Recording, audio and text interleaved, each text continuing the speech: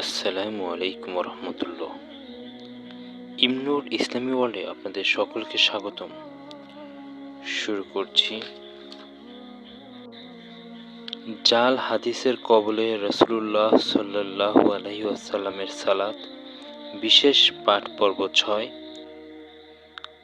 আজ আমরা আলোচনা করব দ্বিতীয় অধ্যায়ে সালাতের ফজিলত।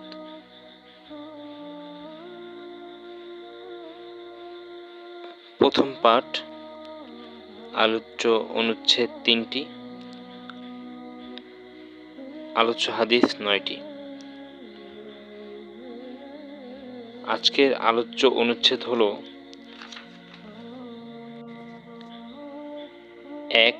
সালাত জান্নাতের চাবি। 2.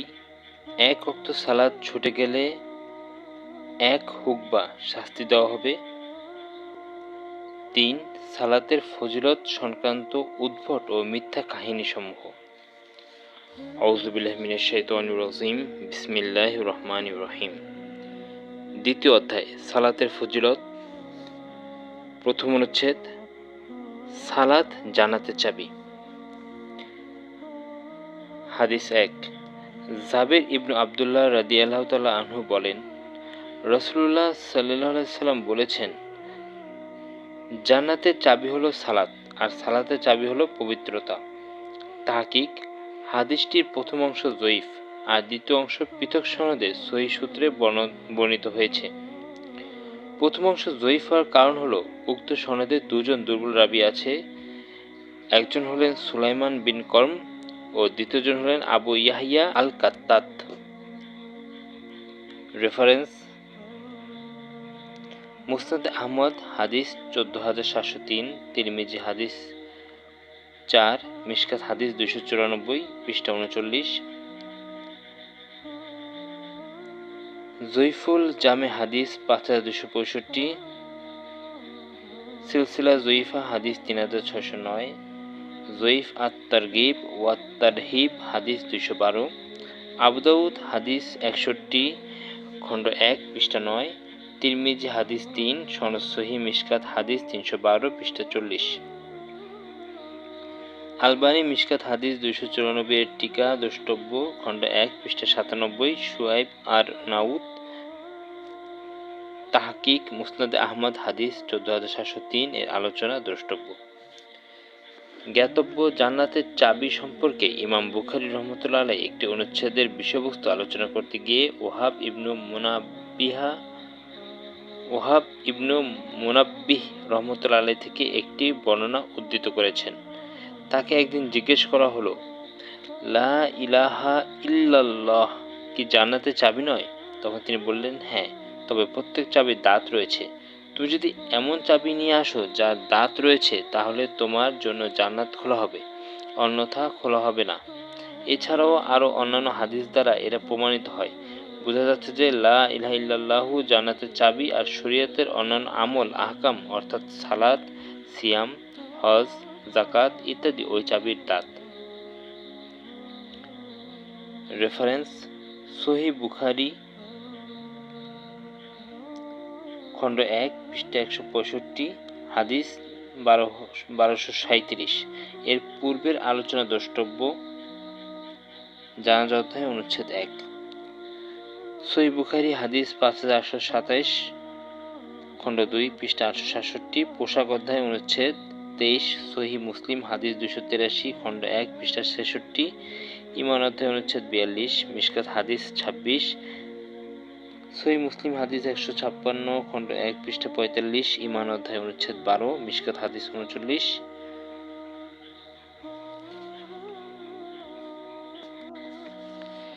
দ্বিতীয় অনুচ্ছেদ, 1 ওয়াক্ত সালাত ছুটে গেলে 1 হুকবা বা 2,88,00,000 বছর জাহান্নামে শাস্তি দেওয়া হবে।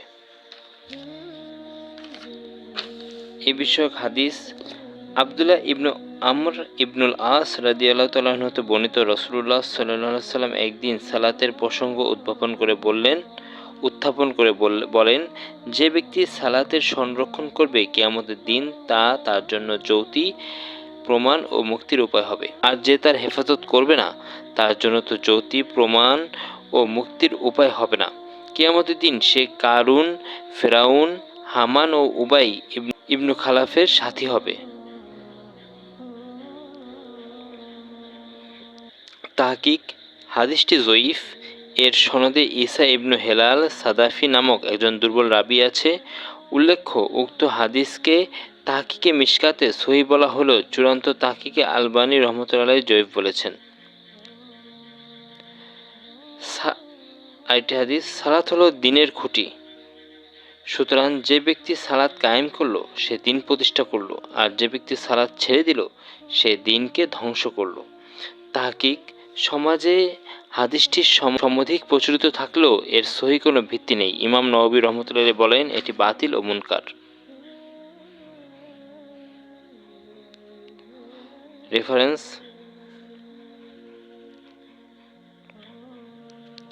আহমদ হাদিস 6576, মিশকাত হাদিস 578, পৃষ্ঠা 58-59, জয়ীফ আত-তারগিব ও আত-তারহিব হাদিস 312, তারাজুল আলবানী হাদিস 29, মিশকাত হাদিস 587, খণ্ড 1, পৃষ্ঠা 183, তারাজুল আলবানী হাদিস 29,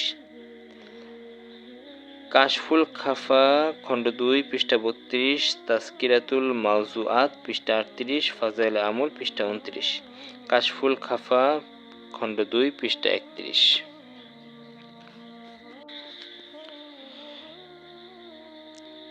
অন্য আরেকটি হাদিস: যে ব্যক্তি জামাতের সাথে ফজরের সালাত আদায় করে সে যেন আদম আলাইহিস সালামের সাথে 50 বার হজ করে, এবং যে ব্যক্তি যোহরের সালাত জামাতের সাথে পড়ে সে যেন নূহ আলাইহিস সালামের সাথে 40 কিংবা 30 বার হজ করে। এভাবেই অন্যান্য ওয়াক্ত সে আদায় করে। তাহকিক: বর্ণনাটি জাল বা মিথ্যা। রেফারেন্স: হাসান ইবনু মুহাম্মদ আস-সাগানি আল মাওজুআত হাদিস 48, পৃষ্ঠা 42। তৃতীয় অনুচ্ছেদ: সালাতের ফজিলত সংক্রান্ত উদ্ভট ও মিথ্যা কাহিনীসমূহ। জনগণকে সালাতের প্রতি আকৃষ্ট করার জন্য ফাজাইলে আমলের মধ্যে এমন কিছু তথ্য ও কাহিনী বর্ণনা করা হয়েছে যা সম্পূর্ণ মিথ্যা, বানোয়াট, আজগবি ও অবাস্তব। নিচে কয়েকটি উল্লেখ করা হলো।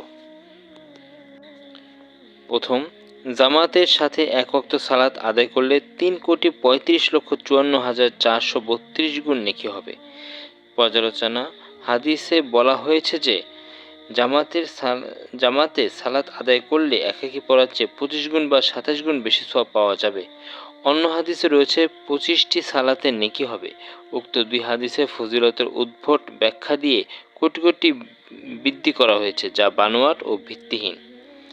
রেফারেন্স: ফাজাইলে আমল পৃষ্ঠা 125, উর্দু ফাজাইলে নামাজ অংশ পৃষ্ঠা 45, সহিহ বুখারী হাদিস 477, সালাত অধ্যায়, বাজারের মসজিদে সালাত অনুচ্ছেদ এবং হাদিস 645, আজান অধ্যায়, জামায়াতের সালাতের ফজিলত অনুচ্ছেদ, মিশকাত হাদিস 1052, পৃষ্ঠা 95।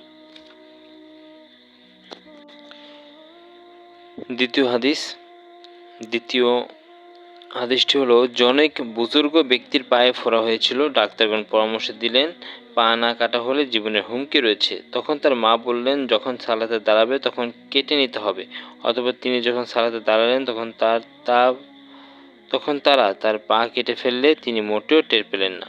উল্লেখ্য যে আলী রাদিয়াল্লাহু তাআলা আনহু সম্পর্কে এই ধরনের একটি কাহিনী প্রচার করা হয় যে যুদ্ধে তার পায়ে তীর বিদ্ধ হয়েছিল, সেই তীর বের করা যাচ্ছিল না। অবশ্যই তিনি সালাতে দাঁড়ালে তার পা থেকে তীর বের করা হলো, অথচ তিনি টের পেলেন না। এই কাহিনীও মিথ্যা। পর্যালোচনা: সুধী পাঠক, উক্ত কাহিনীগুলো মুসলিম বিশ্বের বরেণ্য মনীষীদের সম্পর্কে উল্লেখ করা হয়েছে। প্রশ্ন হলো, তারা কি আদৌ এভাবে তাদের ইবাদতী জীবন অতিবাহিত করেছেন? তাদের দ্বারা কি এ ধরনের বাড়াবাড়ি সম্ভব? যেমন দীর্ঘ 40 থেকে 50 বছর যাবৎ এশার সালাতের উজু দ্বারা ফজরের সালাত আদায় করা,